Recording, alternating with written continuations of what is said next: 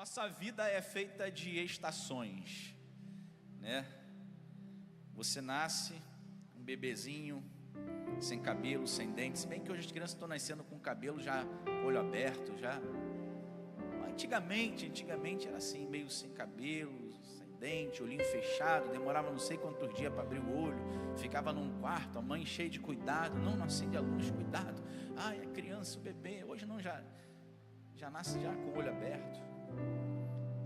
A vida é feita de estações, você cresce, você se torna uma criança, você se torna um adolescente, um jovem, um adulto, você casa, forma uma família, né? Depois também tem a morte. A Bíblia fala em Gênesis no capítulo 8, versículo 22, depois que Deus recebe a oferta de Noé, Deus vai dizer: enquanto a terra durar, plantio, colheita, frio, calor, verão e inverno, dia e noite jamais cessarão. Deus está falando, a vida vai ser feita de estações. E em diversos lugares do mundo, nós vamos ver diferentes estações. Em alguns lugares, as estações elas são bem definidas, né? Primavera, um tempo bem florido. Verão, calor intenso. O outono, onde as folhas caem, as árvores parecem que morrem. Vem o inverno frio, e nós estamos nesse tempo aqui na nossa cidade, né? Frio medonho, que frio é esse? Misericórdia. É 24 graus, mas parece que a gente está dentro da geladeira. Jesus, misericórdia. A vida é feita de estações, a não ser que você mora em Mossoró. Mossoró é calor, quentura, verão e mormaço. É mais ou menos ali, a variação é pouca. Mas a verdade é que sempre que as estações mudam, né, algumas pessoas chegam a ter crise alérgica. Não é verdade? Você conhece alguém assim? Ventou um pouquinho, frio demais, a pessoa começa atchim, cheio de coriza, nariz entupido, aí fica, né, com a cara toda inchada. As estações mudam e a gente começa a sofrer com a mudança das estações. Por quê? Porque a maioria das pessoas não se ajustam a uma nova estação rapidamente, facilmente. Algumas pessoas levam um tempo para se adaptar. Cada organismo é um organismo diferente. A vida é feita de estações. Na verdade, nós oramos também para que as estações mudem. E na maioria das vezes, quando as estações mudam, a gente acha estranho, a gente não se adapta, a gente talvez questiona a Deus, pergunta a Deus o que está acontecendo. Talvez Deus esteja lá do alto dizendo: a estação está mudando. Estou levando você para uma nova estação, estou levando você para uma nova fase, estou levando você para um novo tempo. E a gente começa a questionar por que isso está acontecendo com a gente. Será que é o diabo? Será que é olho grande? Será que é a perseguição? Será que é a inveja? Não é nada disso, é Deus que está mudando a estação da nossa vida. Será que tem alguém aqui que já está entendendo o que eu quero falar nessa noite? Eu já vou ler o texto, calma, segura. Deus está levando você para uma estação que você pediu, que você orou. Muitas vezes nós não sabemos ainda como nos vestir de acordo com aquela nova estação, com aquela nova fase. De repente, você acordou, está frio. Ou de repente, você acordou, está um calor. É uma nova maneira de se vestir. De repente, você ainda não sabe como falar, ou como se comportar, ou como agir naquela nova estação. Mas eu quero falar que Deus quer mudar a vida de alguém aqui nessa noite. E é bem verdade que uma nova estação ela traz consigo um novo desafio e uma nova experiência. Se a gente olhasse para a vida de alguns personagens, a gente vai ver e destacar que cada personagem da Bíblia vive uma estação própria e diferente. Quando a gente olha para a vida de Abraão, a gente vai ver Abraão dentro da casa do pai, é uma estação. Abraão sai da casa do pai, é outra estação. Abraão, ele se atrapalha, ele se adianta, ele se precipita, e aí, junto com Sara e com a sua serva Agar, ele tem Ismael, uma outra estação. Ismael nunca foi a promessa de Deus. Isaac era a promessa de Deus, até que surge Isaac, uma nova estação. Quando a gente olha para a vida de José, aquele personagem que foi amado pelo seu pai, recebeu uma capa colorida do seu pai, ele era amado pelo seu pai, admirado pelo seu pai, mas ao mesmo tempo odiado pelos seus irmãos. Dentro da vida de José, a gente pode ver bem definida 4 estações: o tempo que ele está na casa do seu pai, o tempo que ele é amado pelo seu pai, mas ao mesmo tempo odiado pelos seus irmãos, recebe aquela capa, mas ele é vendido pelos seus irmãos, depois daquele plano de matarem e não matam, e vendem ele como escravo. Aí ele vai parar lá no Egito, servindo a Potifar. Aí ele coloca agora, ele não usa mais a capa colorida de filho, agora ele usa uma capa de servo. Ele trabalha para Potifar, ele trabalha na casa de Potifar, ele serve Potifar. De repente a mulher de Potifar arma uma cilada, uma mentira, uma calúnia, difama José, ele foge, mas ela arranca a capa de servo, e aí lançam José na prisão. Agora ele não tem a capa colorida, agora ele não tem a capa de servo, agora ele veste uma roupa de prisioneiro, uma nova estação, um novo tempo.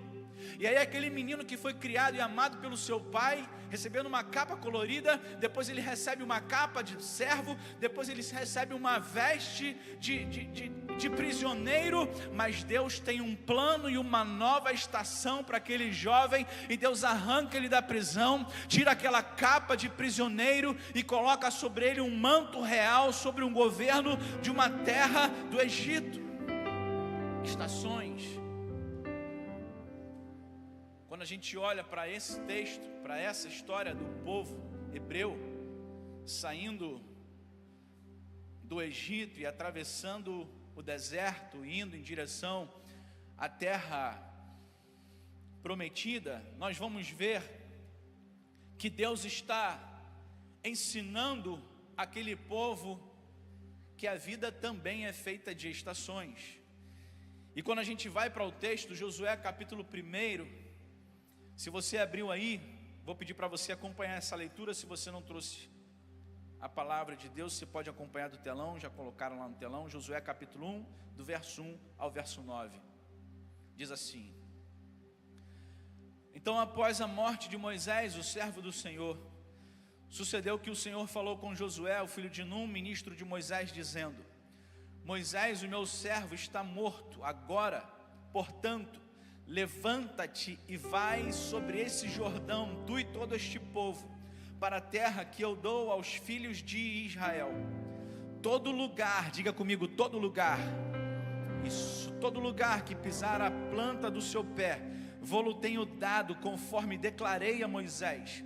Desde o deserto e do Líbano até o grande rio, o rio Eufrates, toda a terra dos heteus e até o grande mar em direção ao poente do sol, será o vosso termo. Não haverá homem capaz de permanecer diante de ti. Não haverá homem capaz de permanecer de pé diante de ti em todos os dias da tua vida. Tal como estive com Moisés, assim também estarei contigo. Não falharei contigo e tampouco te abandonarei. Sê forte, de boa coragem, pois para este povo dividirás a terra por herança, a qual jurei aos teus pais que lhes daria. Somente sê tu forte e muito corajoso, que tu possas observar e agir de acordo com toda a lei que o meu servo Moisés ordenou-te. Dela não te desvie nem para a direita nem para a esquerda, para que possas prosperar por onde quer que fores. Este livro da lei não se apartará da sua boca, mas nele meditarás dia e noite, a fim de que possas observar e fazer de acordo com tudo que nele está escrito, porque então farás próspero o teu caminho e serás bem-sucedido. Não tenho eu te ordenado, ser forte e de boa coragem.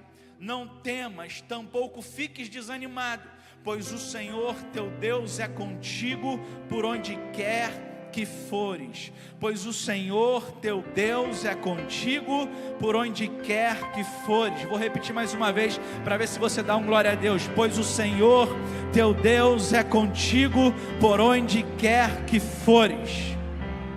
Eu quero falar nessa noite sobre os desafios de uma nova estação. E nós cantamos isso aqui: uma nova estação está vindo. Um novo tempo, está chegando.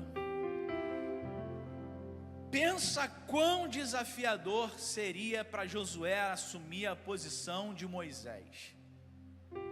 Moisés, um dos maiores líderes do Antigo Testamento, levantado por Deus para libertar e para tirar o povo da escravidão do Egito e conduzir o povo numa missão até então jamais vista em direção à terra prometida que eles não conheciam.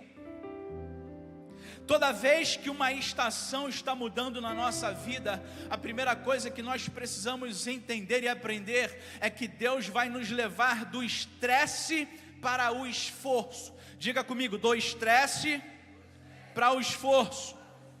Todas as vezes que a nossa estação muda, o nosso estresse aumenta. O aumento do estresse sempre estará ligado a uma mudança na nossa vida. Sempre que as coisas mudam na nossa vida, na nossa história, o nosso estresse aumenta. Vou dar um exemplo para você. Você está trabalhando direitinho, de segunda a segunda, está lá no seu emprego, no seu trabalho, você acorda cedo, você bate o seu ponto, você tem o seu compromisso, você sai no horário certo, né? Você faz as suas atividades. De repente você é mandado embora, você fica desempregado, você é demitido. Há um estresse agora por essa nova fase, uma preocupação maior, um anseio maior, um medo maior, porque todas as vezes que as estações mudam, o estresse aumenta. Se você é solteiro e de repente você vai assumir um casamento, dar um passo agora para um relacionamento mais firme, dentro de uma aliança, você vai casar. Essa nova fase, esse novo tempo vai aumentar o nível do estresse. E aí você que é casado, você não pode concordar comigo, faz cara de paisagem, porque só os solteiros estão entendendo o que eu estou falando. Se você é solteiro, diz um amém aí. Mas quando você casa, aumenta o estresse. Por quê, pastor? Porque ele é muito chato, porque ela é muito chata? Não, porque a fase, a estação da vida mudou. E aí de repente você casa e você tem filhos. Aí quando chegam os filhos, você fica, meu Deus, eu estou preocupado porque eu não estou preparado ainda para ser pai, eu não estou preparado para ser mãe. A nossa condição não tem como, é difícil sustentar 2 e agora 3, ou então 4, ou então 5. Por quê? Porque a fase está mudando e o estresse aumenta. E aí a casa está cheia, você já se adaptou, você já se organizou, você já se adaptou àquela nova estação. E aí agora os filhos crescem, eles casam, saem de casa e a casa voltou a ficar vazia. Aí é um novo estresse, porque agora eu preciso me readaptar a essa nova estação. Você está me entendendo aqui? Amém? Porque todas as vezes que as estações mudam, o estresse aumenta. Mas Deus quer conduzir a mim e a você a entender que o estresse não é para desestruturar você. Deus está nos conduzindo do estresse para o esforço. Veja comigo. Josué está seguindo Moisés, está servindo Moisés. E quando você olha o texto, a história da saída do Egito, atravessando o deserto, Josué está constantemente servindo Moisés. Josué, servo de Moisés. Josué está na tenda ao lado de Moisés. Josué está servindo Moisés. Moisés sobe a montanha, Josué sobe junto com ele. Aí agora Moisés morre. Eu não sei você, mas eu não gostaria de substituir um homem como Moisés. Talvez se eu tivesse naquela época, se eu fosse vivo naquela época e fosse o servo de Moisés, e Moisés morresse e Deus falasse assim, Anderson, agora você vai substituir Moisés. Eu falava, não Deus, leva a mim, deixa ele aqui, troca. Porque como é que você substitui alguém que se encontra com Deus? Como você substitui alguém que tem um cajado e quando ele encosta no mar, o mar se divide para o povo atravessar? Como você substitui alguém que sobe uma montanha e fica 40 dias se relacionando diretamente com Deus, e Deus lhe entrega uma pedra cheia de leis e escritos e mandamentos, instruções para... Como você substitui alguém que sacode as nações com o poder de Deus? Como você substitui alguém assim? Como você substitui esse papel, esse personagem? Como você substitui alguém que também cai, porque embora ele tenha sido ungido, ainda assim ele desagradou a Deus e caiu. E Deus disse para Moisés: Moisés, você não pode ir mais adiante. Moisés, você não vai entrar na terra que eu prometi. Você vai ficar até aqui. Olha para o lado, encontra Josué. E agora Josué está nesse momento, nessa transição, nessa mudança de estação, nessa mudança de etapa. Eles saíram do Egito, eles caminharam pelo deserto, eles viveram milagres e maravilhas no deserto, mas agora, diante da conquista, diante do cumprimento da promessa, Deus está dizendo: não é Moisés, é Josué. E é por isso que Deus vai repetir muitas vezes para Josué: ser forte, corajoso, seja forte, seja corajoso, seja forte, seja corajoso, seja forte, seja corajoso, seja forte, seja corajoso. Por quê? Porque a estação está mudando e agora não é mais Moisés, agora é Josué. Seja forte, seja corajoso, porque eu vou aumentar o estresse, mas para levar você para um esforço maior. Porque novas estações expõem novos medos, novas estações vai expor uma nova ansiedade. Por quê, pastor? Porque Deus sempre te levará para lugares que você não está preparado para ir. Porque Deus sempre vai te levar para um lugar que vai desafiar você.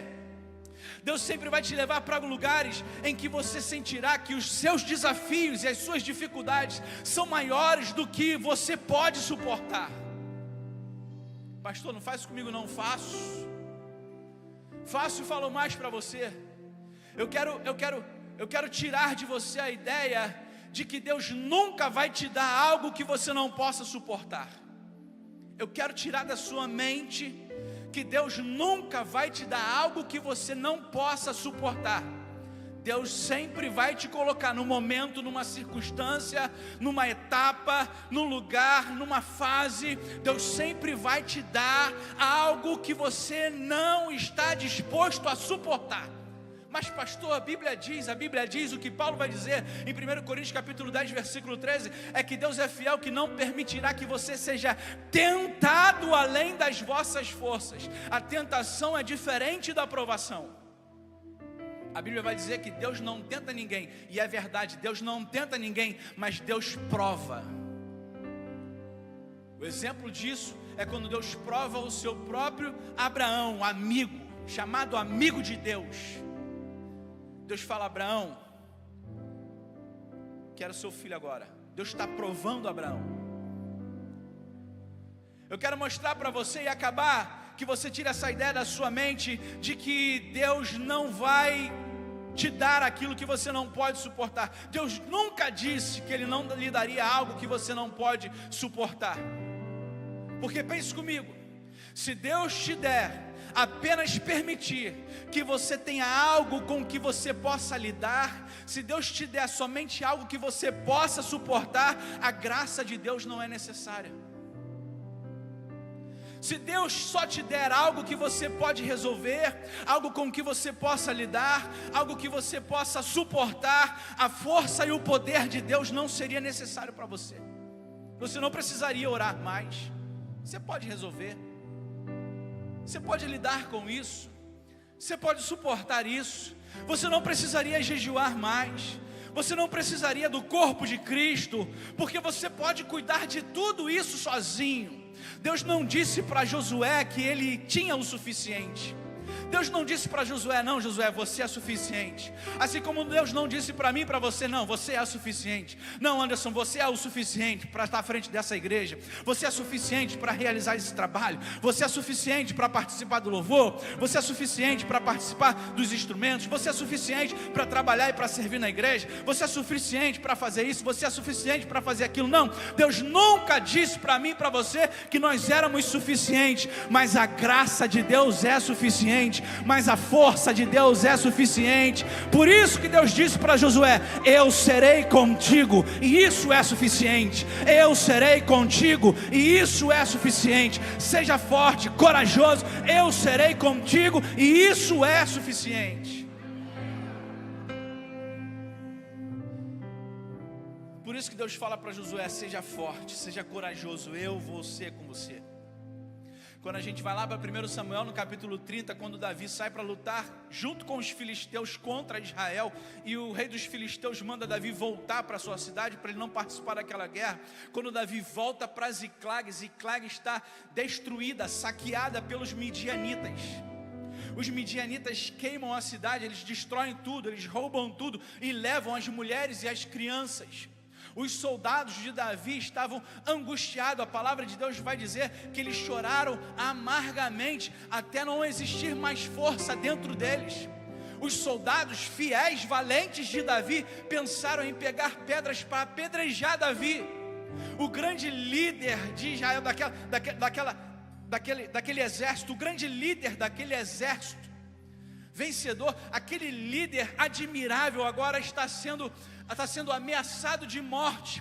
E aí Davi não se desespera, Davi ele não entra em depressão, Davi ele não fica choramingando pelos cantos. A palavra de Deus vai dizer que Davi se fortaleceu no Senhor. E quando Davi se fortalece no Senhor, ele vai contra os midianitas e traz de volta tudo aquilo que foi roubado. Deixa eu falar para você, uma nova estação terá um nível de estresse que você nunca viu antes.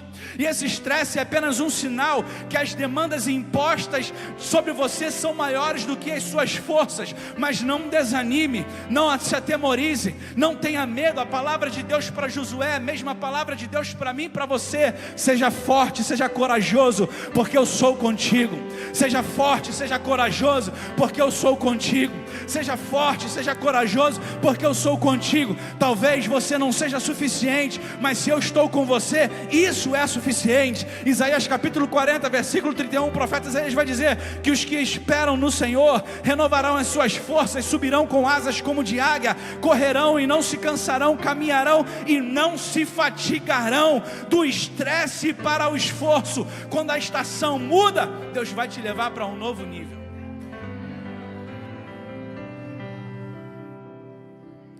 E agora Deus está falando com Josué. E nessa transição, Deus dá direção para Josué, Deus dá estratégia para Josué, Deus vai guiar o povo.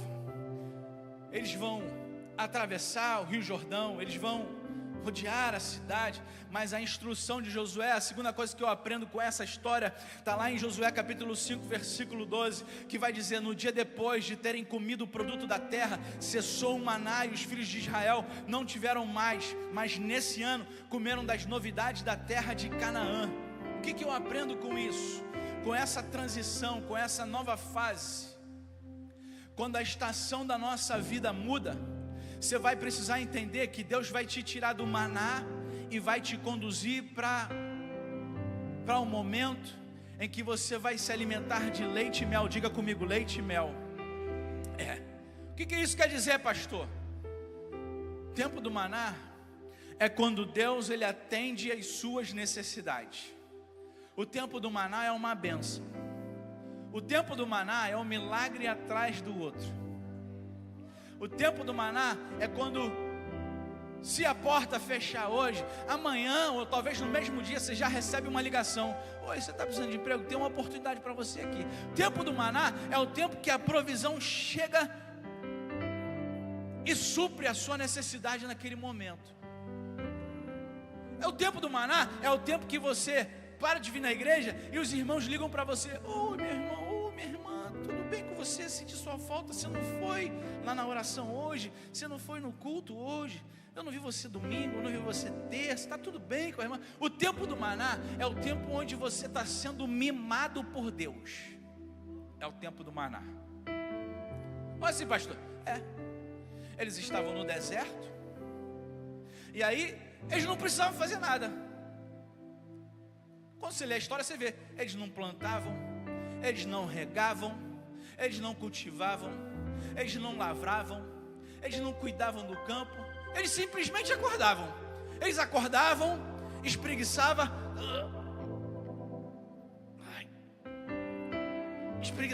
ia lá no jardim, ia lá no quintal: vou pegar aqui meu café da manhã.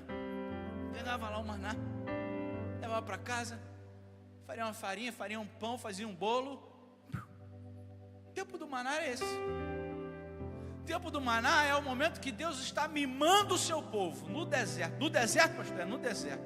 Deus está cuidando deles. Eles não faziam nada de manhã, de tarde, de noite, faziam nada. Deus está protegendo eles do calor do sol, nuvem durante o dia. Deus está protegendo do frio da noite, coluna de fogo durante a noite, para espantar o frio, para espantar os animais do deserto. Deus está mimando o seu povo. Eles atravessam o mar vermelho e aí caminham 3 dias, não tem água. Calma aí, ô Moisés, bate na rocha ali que vai sair água dali, da rocha. Vai sair água da rocha. Deus está mimando o seu povo. É o tempo do maná. Só que quando a estação muda, diga comigo, quando a estação muda, quando a estação muda, aí você sai do tempo do maná para um tempo agora que é a terra que mana leite e mel. Diga comigo, por quê? Não, você não quer saber desse jeito, fala mais forte, por quê? Porque Deus nunca prometeu maná. A promessa de Deus nunca foi maná. Quando Deus chamou Abraão, Deus falou, sai da casa do seu pai, vai para um lugar que eu vou te mostrar. Eu vou fazer você de uma grande nação. Quando Deus fala para Abraão, Isaac, Jacó, José, Moisés, conduzindo o povo, Deus fala, eu vou conduzir vocês para uma terra que mana leite e mel. Deus nunca prometeu maná para o povo. O maná foi algo que Deus usou para suprir uma necessidade momentânea, transitória. Diga comigo, transitória. Diga comigo, transitória. O maná foi algo que Deus trouxe para suprir uma necessidade momentânea e transitória, porque a promessa de Deus sempre foi uma terra que mana leite e mel. E no momento em que a nova estação está chegando e a nova estação está mudando, Deus está conduzindo o povo para esse novo momento. No maná, eu não preciso fazer nada. Numa terra de leite e mel, eu preciso cuidar de um animal, eu preciso ter uma vaca, eu preciso cuidar dela, eu preciso ter uma colmeia que vai trazer o mel, se o mel for de abelhas, ou se o mel for de tâmaras, como alguns estudiosos dizem daquela época, o mel das tâmaras. Eu preciso cultivar essa árvore, eu preciso cuidar dessa árvore, eu preciso limpar, eu preciso regar. Então existe um esforço da minha parte.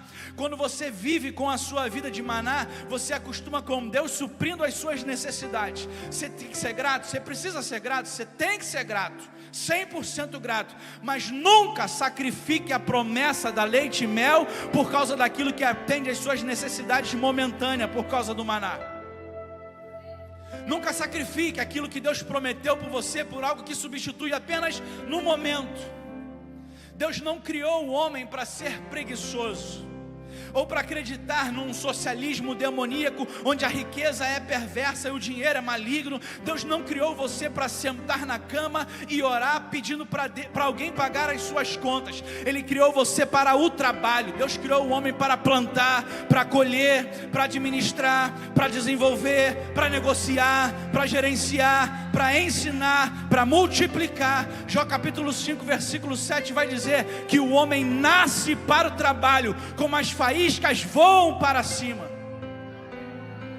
Gênesis capítulo 1 versículo 26, Deus está falando com o homem: frutificai e multiplicai-vos, enchei a terra, sujeitai e dominai a terra.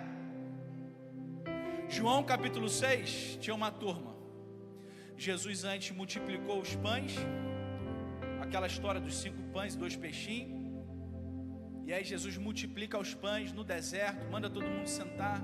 E aí dá para os discípulos servem a multidão, mais de 5.000 pessoas alimentadas com 5 pães e 2 peixes, sobram 12 cestos cheios de peixe. E aí, João capítulo 6, a multidão está indo atrás de Jesus, pedindo para Jesus alimentar eles novamente. A verdade, Jesus diz para ele: em verdade vos digo que me buscais não pelos sinais miraculosos que viste, mas porque comeste do pão e vos fartaste. Jesus está falando para eles em outras palavras: vocês querem comer, vocês têm que trabalhar. Está pensando que eu vim aqui para passar minha vida multiplicando pão? E tem gente que ainda fala que Jesus era socialista, que Jesus era isso, que Jesus... Não, foi Jesus mesmo quem disse, foi Jesus quem disse: os pobres sempre tereis convosco. essa história, essa mentirinha de que vamos acabar com a pobreza, isso é a maior mentira de Satanás, porque foi Jesus quem disse: os pobres sempre tereis convosco. Então Jesus está mentindo? Vamos voltar para a mensagem, porque senão a gente vai começar a falar de outra coisa aqui. Aleluia. Paulo vai dizer em 2 Tessalonicenses capítulo 3, versículo 10: se alguém não quer trabalhar, diga comigo, se alguém não quer trabalhar, essa aqui é top. Paulo vai quebrar a banca com isso. Paulo vai dizer: se alguém não quer trabalhar, também não coma. Falando de umas pessoas, sabe, que estava com esse jeitinho de se aproveitar, de levar vantagem. Não vamos trabalhar não, vamos comer aqui, que o pessoal aqui está comendo aqui, o pessoal traz a provisão, o pessoal dá para a gente aqui. Não. Paulo está dizendo: se alguém não quer trabalhar, também não come. Paulo está dizendo: você não pode ser pesado para ninguém, você precisa trabalhar. Por quê? Porque quando Deus tira o povo do cuidado, do mimo do maná do deserto, Deus está levando um povo para a terra prometida. Deus está ensinando para eles: agora vocês vão precisar cuidar, agora vocês vão precisar plantar, agora vocês vão precisar regar, agora vocês vão precisar arar a terra, vocês vão precisar, agora tem esforço, agora tem trabalho, agora não tem mais maná caindo do céu para vocês não. Por quê? Porque uma nova estação sempre vai levar você para um novo nível. É Deus querendo empurrar você, é Deus querendo aprimorar você, desenvolver você, fazer você, eu e você crescermos. Tem alguém que ainda está querendo ir para a nova estação? Tem alguém que ainda está orando para uma nova estação? É do estresse para o esforço, é do maná para o tempo de leite e mel. Em terceiro lugar, o que eu aprendo com essa história da conquista da terra? Esse período em que Josué está sendo usado para conquistar a terra, Deus vai te tirar do pecado secreto para o lugar secreto. Josué capítulo 3, versículo 5 vai dizer: disse Josué também ao povo: santificai-vos, pois amanhã fará o Senhor maravilhas no meio de vós. Josué está falando para o povo: a gente está entrando numa nova estação, a gente está chegando num novo tempo, a gente está prestes a entrar na promessa que Deus prometeu desde Abraão aos nossos pais. Deus está levando, conduzindo a gente para esse novo momento. Então Deus está chamando o povo: santificai-vos hoje, porque amanhã o Senhor fará maravilhas no meio de vós. Deus está ensinando aquele povo que para você entrar nessa nova fase, para você entrar nessa nova estação, você também precisa se santificar. Você não vai entrar numa nova estação vivendo a vida de qualquer jeito. Você não vai viver as promessas de Deus vivendo uma vida desmantelada de qualquer jeito, com as suas regras. Deus está ensinando para o povo: vocês querem entrar na terra, vocês querem viver esse novo tempo, vocês querem ir para essa nova fase da vida de vocês, então vocês precisam se santificar hoje, porque amanhã eu estou preparado para fazer maravilhas no meio de vós. O que essa história me ensina é que a santificação de hoje é o sobrenatural de Deus amanhã. A minha oração de hoje é o poder de Deus na minha vida amanhã. A pureza de hoje é um casamento abençoado amanhã. O trabalho árduo de hoje é a prosperidade na minha vida amanhã. Nunca é hoje o que você consegue fazer e ter o resultado hoje ainda. Deus está falando: você faz hoje, amanhã eu trago o resultado. Você consagra hoje, amanhã eu trago a resposta. Você busca hoje, amanhã tem a providência. Você consagra hoje, você santifica hoje, amanhã eu faço maravilhas no meio de vós. Nunca é hoje que você consegue o que você faz hoje. Só que em contrapartida também, a falta de oração de hoje é a falta de poder amanhã. O flerte com o pecado hoje também é a sua queda no pecado amanhã. Não desanime, porque você está se santificando, porque você está se consagrando, porque você está andando com Deus e não tem visto o fruto da sua santificação, da sua consagração, porque é amanhã que Deus está fazendo a maravilha, o milagre sobre a sua vida. Mas também não se sinta feliz se você está tropeçando, se você está caindo, se você está escorregando, porque seu julgamento também está chegando, a colheita também chega e é amanhã. E a gente pode falar de Sansão, mas eu não vou entrar na vida de Sansão para a gente encurtar a mensagem. Mas Sansão foi assim, foi flertando, foi quebrando um por um, o voto do nazirado. Não podia tocar em nada imundo, ele foi lá e tocou. Não podia beber bebida forte, foi lá e tomou vinho. Ele foi quebrando um por um, até o dia em que ele revelou o segredo da sua força, rasparam o cabelo dele e aí foi. Um dos textos mais tristes do Antigo Testamento, quando Sansão acorda e diz: eu vou me livrar dos filisteus como fiz das outras vezes. Mas ele não sabia que o Espírito Santo havia se retirado dele. O Espírito Santo, o Espírito do Senhor havia se retirado dele. Você sabe o que é isso? Você tropeçar tanto que o Espírito Santo sai de você e você não consegue perceber o vazio, a distância. Sansão não percebeu, porque é isso, é aquilo que você vai quebrando, é aquilo que você vai tropeçando, é aquilo que você vai abrindo mão, aquilo que você esconde, hoje, vai determinar o seu sucesso ou o seu fracasso de amanhã. E eu queria que você memorizasse isso, repete isso comigo: aquilo que eu escondo, hoje, vai determinar o meu sucesso ou o meu fracasso amanhã. Quer que eu prove para você na Bíblia? Josué capítulo 2. Raabe. Josué envia 2 espias para ver Jericó, conhecer, fazer um reconhecimento de área, como diz na linguagem militar. Vai fazer um reconhecimento de área, olhar as muralhas, olha os soldados, se a cidade é fortificada, por onde é mais fácil entrar. Vai fazer um reconhecimento de área. E quando eles são descobertos, a Bíblia vai dizer que Raabe esconde os espias de Israel. O que ela fez? Diga comigo, ela escondeu. Ela escondeu os espias de Israel. Raabe escondeu os espias de Israel. O que aconteceu? Você sabe o desenrolar da história? Eles conseguem sair ilesos, eles voltam. Josué rodeia a cidade, as muralhas caem, eles conquistam a cidade e a família de Raabe, ela é salva. Raabe é salva, uma mulher conhecida como prostituta. Raabe é salva, a sua casa é salva, a sua família é salva. Uma mulher que não pertencia à linhagem de Israel, de nenhuma das tribos, ela é salva, a sua família é salva e ela faz parte agora do povo de Deus. Aquilo que ela escondeu salvou a vida dela, sim ou não? Sim ou não? Agora a gente vai ver para um israelita.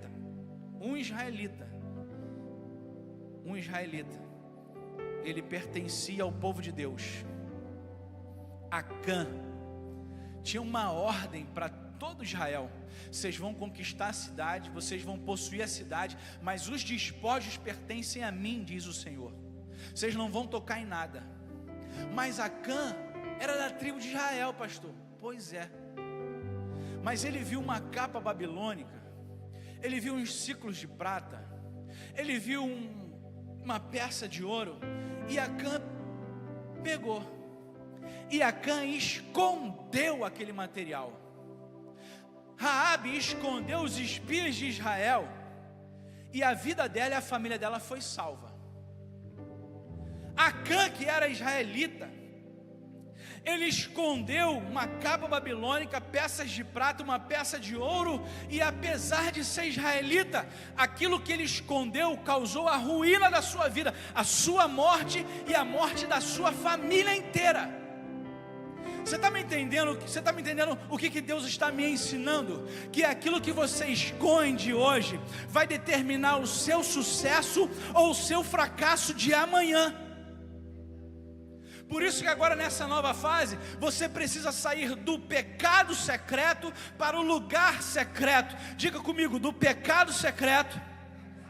Diga mais forte, do pecado secreto. Vem comigo para o lugar secreto.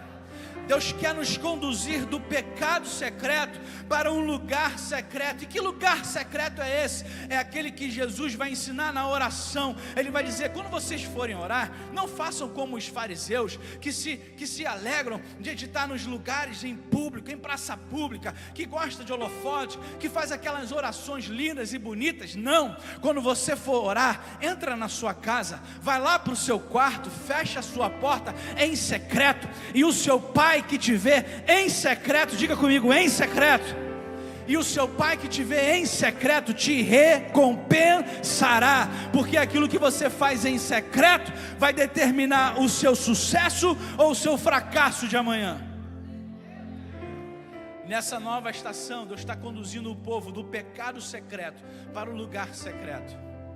Vou me adiantando já para o final. Em quarto lugar, o que eu aprendo com essa história da conquista da terra prometida? Os desafios de uma nova estação.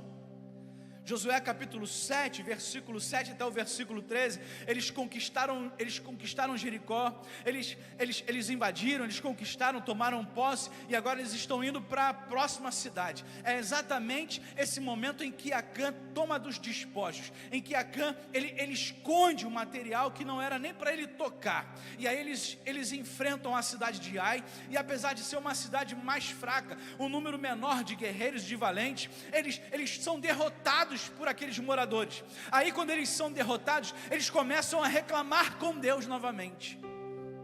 Por quê, pastor? Porque na mentalidade deles, na criação deles, eles foram formados no deserto e eles viram seus pais. Sempre que alguma coisa dava errada, eles reclamavam com Moisés.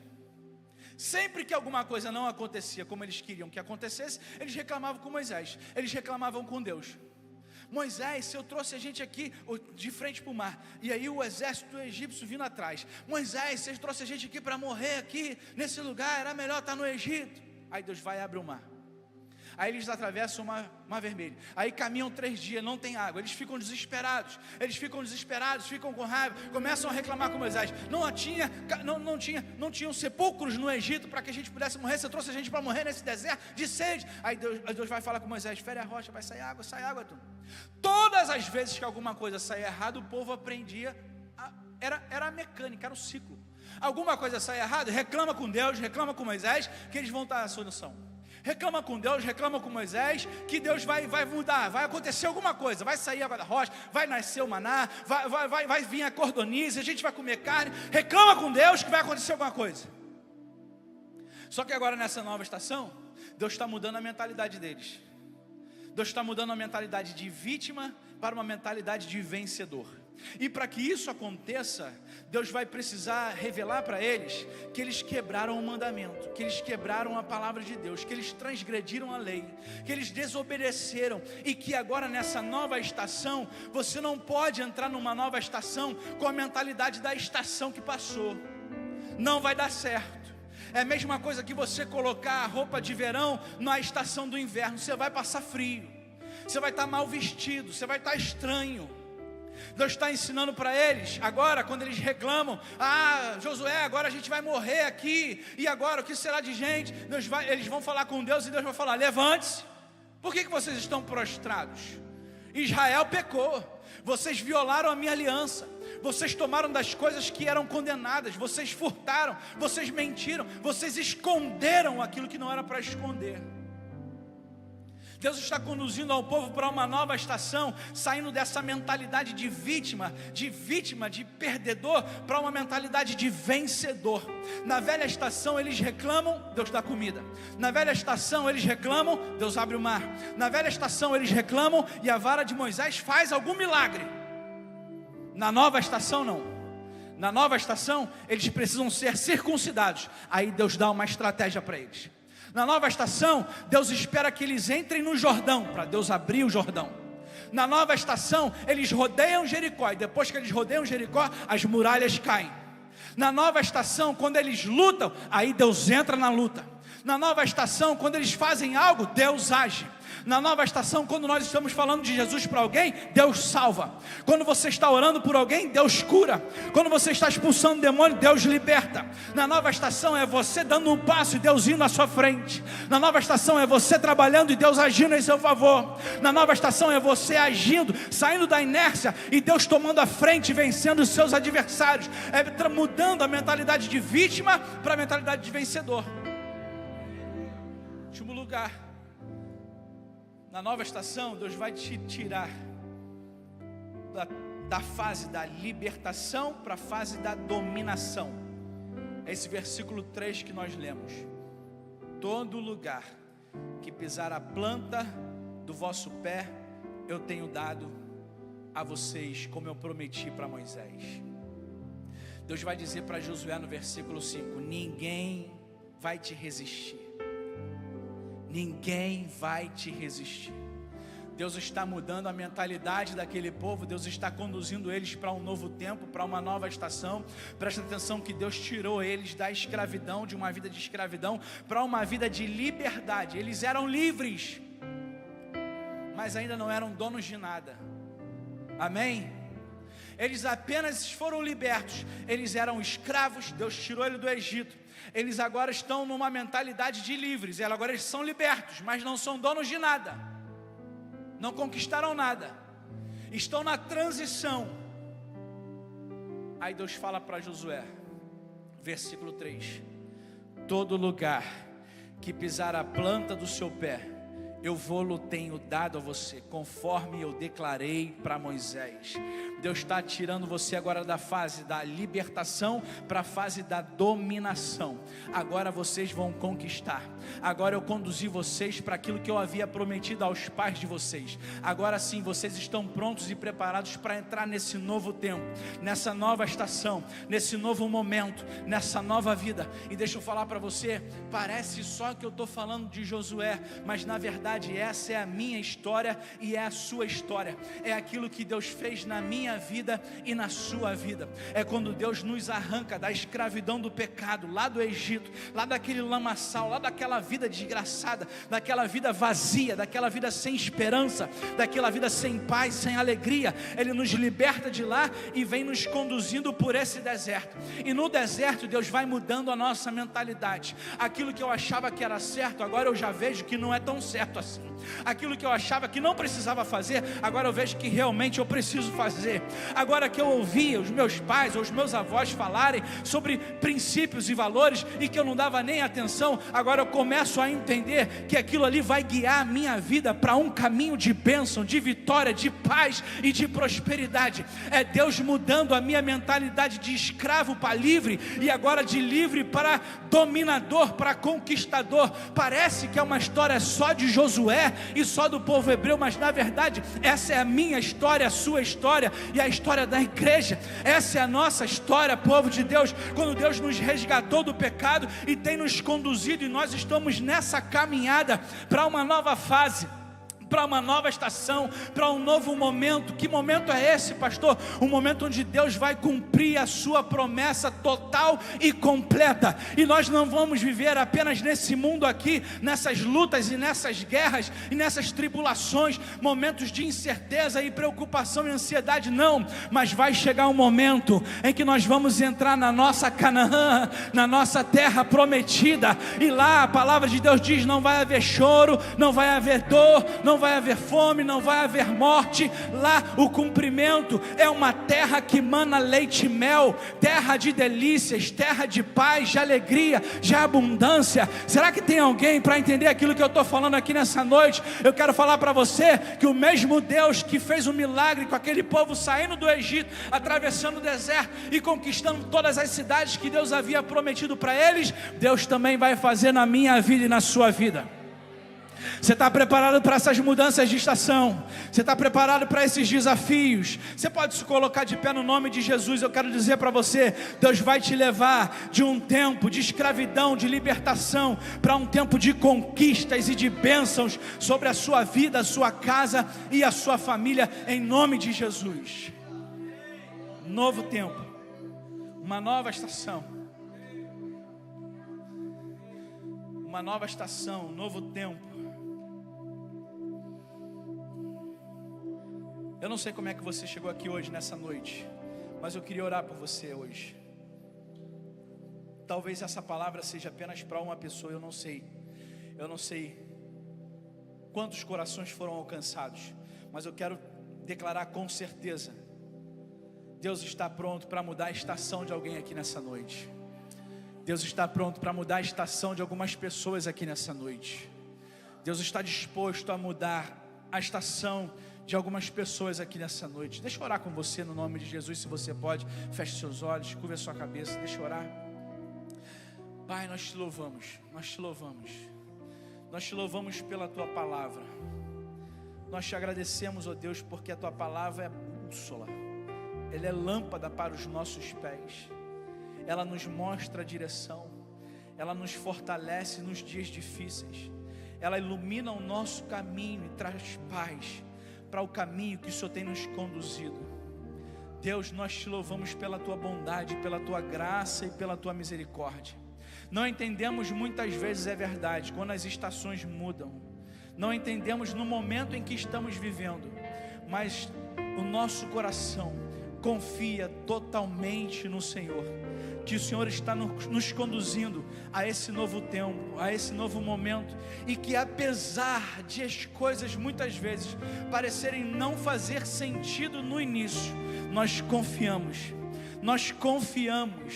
nós temos a convicção de que podemos caminhar por esse caminho que o Senhor tem nos conduzido, porque lá na frente podemos vislumbrar um caminho de bênção, um tempo de paz, um tempo de alegria, um tempo de completude, um tempo de felicidade, de prazer, tudo aquilo que o Senhor tem prometido sobre a nossa vida, sobre a nossa casa, sobre o nosso lar, sobre a nossa família, sobre a nossa história, Senhor Deus.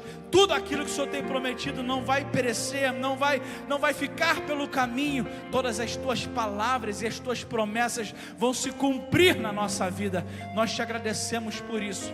Nós entendemos isso nessa noite. Fortalece a nossa fé, guarda a nossa mente, guarda o nosso coração, para entender tudo aquilo que o Senhor tem nos conduzido, todas essas mudanças de fase, todos esses novos momentos, todas essas novas estações, ó Deus, tudo aquilo que nós precisamos aprender e absorver para viver no lugar que o Senhor tem reservado para cada um de nós. É a nossa oração que fazemos a Ti nessa noite, no nome santo e poderoso de Jesus. Você que concorda com isso, você pode dizer um amém?